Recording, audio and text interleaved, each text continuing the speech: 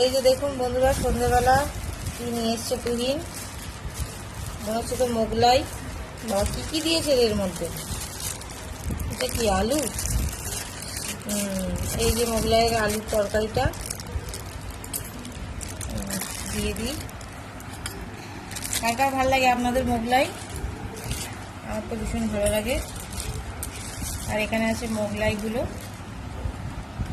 এই যে থালায় নিয়ে নিলাম। তার সাথে নিয়েছি স্যালাড। এতে কি আছে জানি না, দেখি।